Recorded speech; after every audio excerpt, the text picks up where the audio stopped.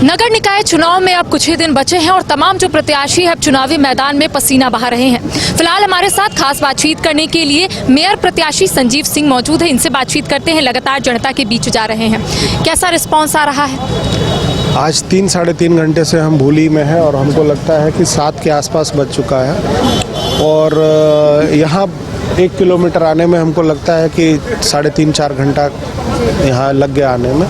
तो ये आप समझिए कि बस एक छोटी सी दूरी को तय करने में जब इतना समय लग जा रहा है तो लोगों का प्यार कैसा है।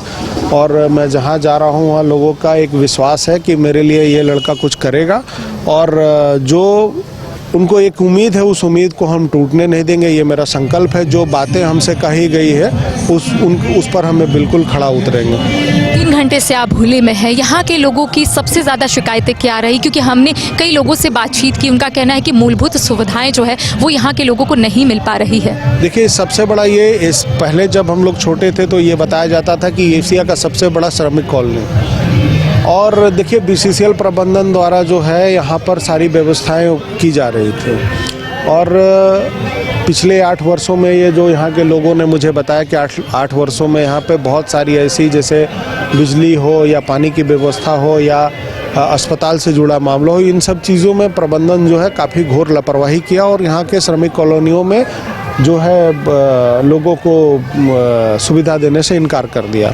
जो यहाँ जितने भी आवास हैं उनकी ऐसी स्थिति है कि आवास आप जाकर अभी मुआयना कर लीजिए। आप खुद से उस आवास में जो है अंदर जाने का प्रयास नहीं करेंगे, आपको लगेगा कि आवास हमारे ऊपर गिर जाएगा। तो ये स्थिति यहाँ की बनी हुई है और ये अब BCCL प्रबंधन कुछ दिन पहले इनको कहा था कि अनऑथराइज लोग यहाँ बसे हुए हैं, इसलिए हम यहाँ पर कोई व्यवस्था हम नहीं करेंगे।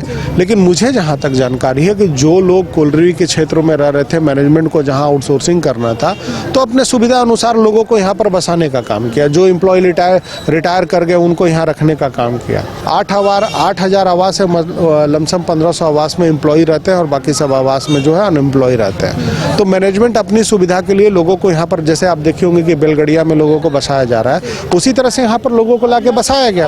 अब बसाने के बाद अब मैनेजमेंट इनको कहता है कि अतिक्रमणकारी हैं, यहाँ पर कोई व्यवस्था नहीं है।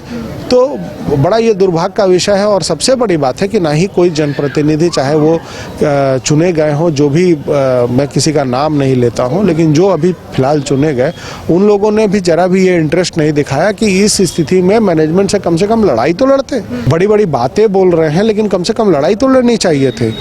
उनका अधिकार तो उनको दिलवाना चाहिए था। हमको लगता है कि आप ये देखिए कि जब लोगों को एक बार हटाने का प्रयास किया गया था तो उसका विरोध हुआ और विरोध के बाद वो हटाने के लिए उनको रोकना पड़ा था।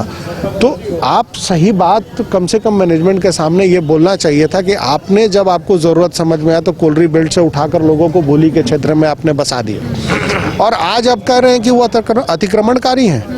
हम उनको कोई व्यवस्था नहीं देंगे, हम कोई उनको रास्ता नहीं देंगे, हम कोई उनको पानी नहीं देंगे, बिजली नहीं देंगे। ये तो बहुत ही दुर्भाग्य की बात। लेकिन मैंने ये स्पष्ट कहा, यहाँ के लोगों से, महिलाओं से भी बहुत मिला, उधर कार्यक्रम था, वहाँ पर माताएं बहनें बहुत ही, उनसे बात हुआ। उन्होंने एक ही कहा कि हमारे पास पानी की सबसे बड़ी समस्या। तो मैंने ये कहा कि अगर आप हमको अपनी ताकत देती हैं तो स्पष्ट रूप से है कि मैं ये कहता हूं कि भूली के क्षेत्र में पानी की व्यवस्था हम करेंगे और जो पहला कनेक्शन होगा वो निःशुल्क उनको उपलब्ध कराया जाएगा। और ये भूली में ही नहीं, पूरे धनबाद के नगर निगम क्षेत्र की जनता को जहां पानी का कनेक्शन नहीं लगा है वहां पे निःशुल्क पानी का, जल का कनेक्शन उनको दिया जाएगा और इस व्यवस्था को सबसे पहले ही तुरंत लागू कर दिया जाएगा। पूरे शहर में आप भ्रमण कर रहे हैं, सबसे ज़्यादा कमी क्या लग रही है इस शहर में? देखिए, शहर का तो आप ये समझ लीजिए कि हम अभी धनबाद के मेन टाउन से हम बाहर में, ये श्रमिक कॉलोनी है, थोड़ा सा आप उधर चले जाएंगे तो यहाँ माइनिंग का क्षेत्र पड़ेगा।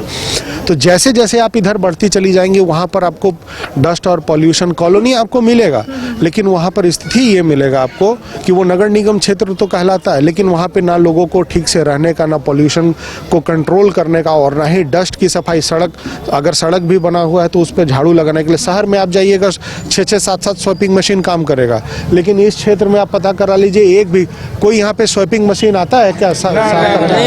कोई नहीं आता है। लेकिन ये नगर निगम क्षेत्र में जाता है, BCCL इनको होल्डिंग देता है, सब कुछ देता है, लेकिन मैनेजमेंट जो है कहीं काम नगर निगम का इस क्षेत्र में नहीं करता और ना ही कोलवरी के क्षेत्र में करता। तो मेरा ये मानना है कि जो टाउन के अंदर में जो व्यवस्था निगम का है वो पूरे श्रमिक कॉलोनी में और कोइलवरी के क्षेत्रों में उस व्यवस्था को डेवलप करना है कि अगर वहाँ पे रोड बना है तो उसके लिए मशीन जाए, मशीन से वो साफ हो, डस्टिंग किया जाए उसको। ये सारी व्यवस्था, इतने कई दर्जने मशीन लाकर पड़ी हुई हैं और वो धूल चाट रही हैं, तो उनको उस पर यूज़ किया जाए। और सबसे बड़ा बात है मैडम कि अगर गवर्नेंस सही रहेगा, डिसिप्लिन सही रहेगा तो ये सब सारी व्यवस्था ठीक होगी। हॉस्पिटल और स्कूल्स को भी लेकर यहाँ के लोगों की शिकायतें हैं कि हॉस्पिटल्स है लेकिन इक्विपमेंट नहीं है। यहाँ पे भूली का, चूँकि ये श्रमिक कॉलोनी था, यहाँ है, और यहाँ पे एक बहुत बड़ा अस्पताल है जो उसका इंफ्रास्ट्रक्चर काफ़ी बड़ा है। और जब मैं 8.5 साल नहीं था उसके पहले मैं इस अस्पताल को जो बंद कर दिया गया था, तो मैं उस समय बात करके मैनेजमेंट से लड़ाई लड़के उसको चालू कराया था। मेरे नहीं रहने की अनुपस्थिति में, चूँकि ये श्रमिक इलाका, भी नहीं है, इक्विपमेंट कुछ नहीं है वहाँ, तो आदमी आपको मैन पावर भी नहीं मिलेगा, 1-2 लोग मिल जाए तो ठीक है। तो जब ये श्रमिक कॉलोनी थी, यहाँ के लोग हमसे जुड़े हुए थे ट्रेड यूनियन के माध्यम से, तो उस समय लोगों ने हमसे कहा तो हमने उसकी लड़ाई लड़कर पुनः व्यवस्था चालू करा दी थी। लेकिन इधर 8-9 साल के अंदर में फिर वो व्यवस्था जो है नहीं रहने के बाद तो कोई आवाज़ नहीं उठाया। तो अगर मान लीजिए कि अगर जो जनप्रतिनिधि हैं वो अगर बीसीसीएल से लाभ लेंगे तो निश्चित रूप से बीसीसीएल तो कहीं तो कैंची चलाएगा। तो वहाँ की भूली की जो आम जनता है उन पर जो है वो कैंची चला रहा है कि सारी व्यवस्थाओं को धीरे धीरे सिमटता चला जा रहा है। ना स्वास्थ्य का व्यवस्था है, जो पानी देते थे पानी की व्यवस्था नहीं है, ना ही घरों में यहाँ मेंटेनेंस हो रहा है। तो इन सब सारी चीज़ों को लेकर यहाँ जो है काफ़ी तकलीफ़ें हैं। चलिए आम जनता भी, उनसे भी बातचीत करते हैं, कितनी उम्मीद और भरोसा है इनसे? भैया पर बहुत ज़्यादा उम्मीद है हम लोगों का, है ना, जितने पर है कि भैया हम लोग काम करेंगे। हम लोग पूरा जितने भी खड़े लोग हैं हम भैया लोग के साथ हम लोग हैं। कितना उम्मीद है इनसे जो ये बात कह रहे हैं कि जीत कर आएंगे तो जो पानी की समस्या है वो दूर? 500%, हाँ 500% उम्मीद है।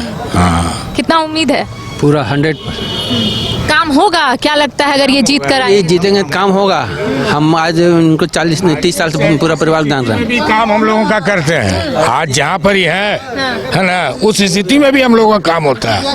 और जीतने का बात बोलना ही नहीं है। आम जनता जो है उनका कहना है कि संजीव सिंह पर भरोसा है। साथ ही साथ जिस तरह से आपने सुना कि जहां ये जा रहे हैं, इनका एक लक्ष्य है कि जो यहाँ के लोगों को मूलभूत सुविधाएं नहीं मिली है, सबसे पहले वो सुविधाएं जो है यहाँ के लोगों को देना है। साथ ही बिजली, पानी, सड़क को लेकर जो लोग यहाँ शिकायत करते हैं, इनका कहना है कि अगर ये जीत कर आएंगे तो सबसे पहले इन तमाम शिकायतों को सुनेंगे और इसे दूर करेंगे। सहयोगी गौरव के साथ Karishma Sinha, news by scope, Dhanbad.